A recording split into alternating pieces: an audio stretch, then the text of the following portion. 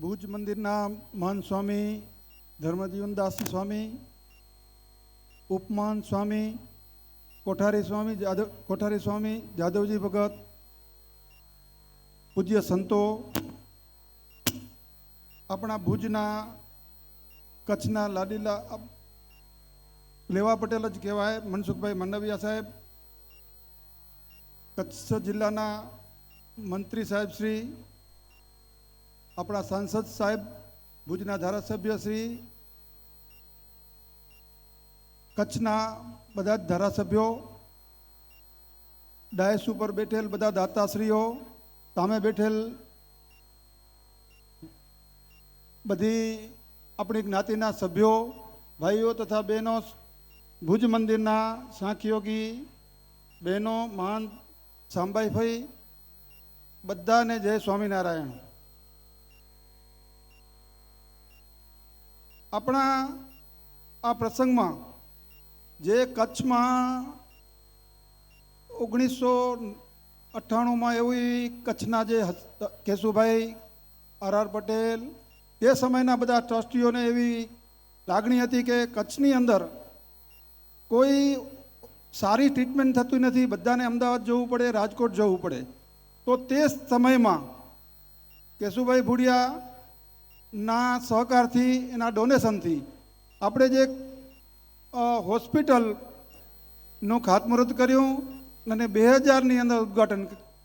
કેશુભાઈ આપણા જે મુખ્યમંત્રી હતા એમના હાથે ઉદ્ઘાટન કર્યું અને આપણે જે 25 વર્ષ થયા, એટલે આ 25 વર્ષની જે જર્ની છે એમાં આપણી હોસ્પિટલને દર વર્ષે 2-3 કરોડ જે ખોટ આવે એ આ કુટુંબે ભરી છે અને દર વર્ષે કુટુંબ એમાં આપતું જ આવ્યું છે. હમણાં પણ જે પણ રિનોવેશન થયું એની અંદર પણ હસુભાઈએ અમને ખૂબ દાન આપ્યું અને આ 25 વર્ષ થયા. જ્ઞાતિને બધાને ખબર છે કે આપણે સુવિધા કાર્ડમાં સમાજ તરફથી દરેક જ્ઞાતિને 10% રાહત આપીએ છીએ અને ડોનર વિંગ પણ બનાવી, જે લોકોએ ડોનેશન આપ્યું હોય એને માટે આપણે સ્પેશિયલ રૂમ પણ બનાવ્યા અને જે પણ જરૂરત હશે તે હજી પણ અમે એમાં કરશું. કે પટેલ હોસ્પિટલની સમકક્ષ બધા જ સાધનો છે ને, જો હમણાં અમે આમાં ફિટ કર્યા છે, MRI કયો, CT સ્કેન કયો, આપણે બધી જ સાધનો અંદર હમણાં નવા આવ્યા એ બધા જ કે પટેલ હોસ્પિટલની સમકક્ષ છે.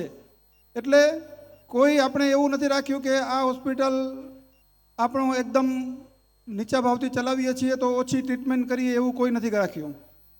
આપણી પાસે જે હમણાં 700 દીકરીઓ અને 400 દીકરીઓ આવજાવ કરે છે.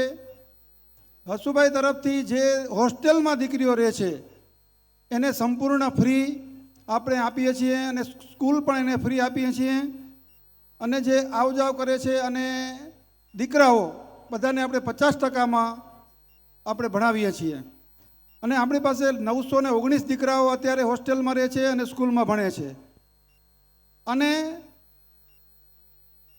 છાત્રાલય દીઠ આપણે ખર્ચ જે છે લગભગ 45,000 આવે છે અને 23,000 રૂપિયા આપણે ફીસ લઈએ છીએ અને તેમાં આપણે હજી પણ દર વર્ષે 2 થી 2.5 કરોડ રૂપિયાની ખાધ આવે છે, જેના માટે આપણે હમણાં જે જનરલ અમારી સમાજની જે ટ્રસ્ટીઓની મિટિંગ હતી એની અંદર એવું નક્કી કર્યું કે સમાજ પાસે કોઈ ફંડ નથી તો આપણે આ મોટો ફંક્શન છે તો એની અંદર આપણે ફંડ કરીએ જેથી કરીને જે એમાં ખાધ આવે છે અને જે આપણે જો લેવા પટેલ સમાજ આપણે એમ ગણીએ છીએ કે બધા પૈસાદાર છે, એવું નથી. આપણા ગામડાની અંદર ઘણા બધા ગરીબ માણસો છે જેને ખૂબ તકલીફ છે.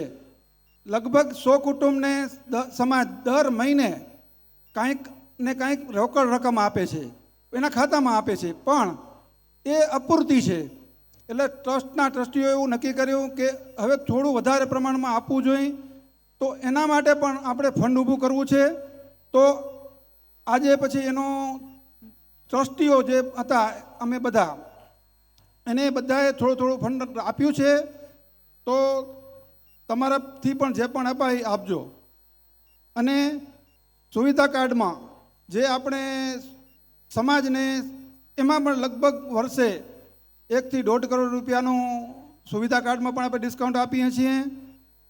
એમાં એટલે અને ગરીબ પરિવારો જે લોકો હોસ્પિટલમાં આવ્યા 10% તો ડિસ્કાઉન્ટ આપ્યું છતાં પણ ભરી નથી શકતા, અને અરજી લઈ અને આપણે લગભગ દર વર્ષે 30 થી 35 લાખ રૂપિયા એમાં વધારાનું ડિસ્કાઉન્ટ પણ આપીએ છીએ MMPJમાં, અને KK પટેલમાં પણ દર વખતે 30 થી 35 લાખ રૂપિયા વધારાનું ડિસ્કાઉન્ટ આપીએ છીએ જે જરૂરિયાતમંદ હોય એને.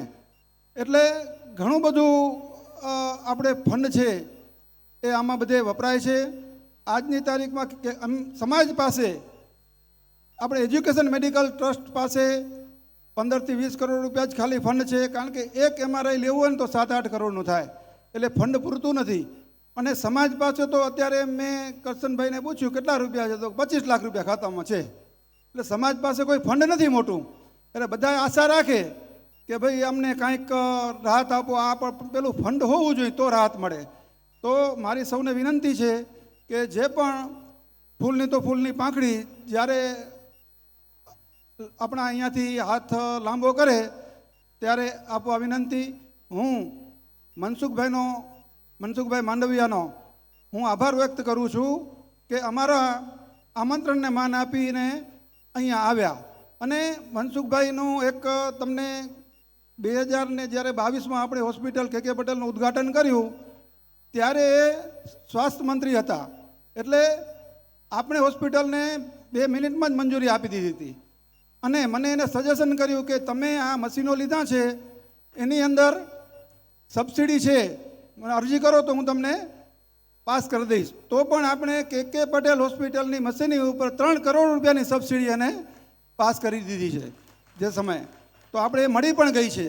તો હું ખૂબ ખૂબ એનો ધન્યવાદ આપું છું. અને આજે આપણે ત્યાં પધાર્યા તો ખૂબ લાગણી અનુભવું છું. આભાર, ધન્યવાદ.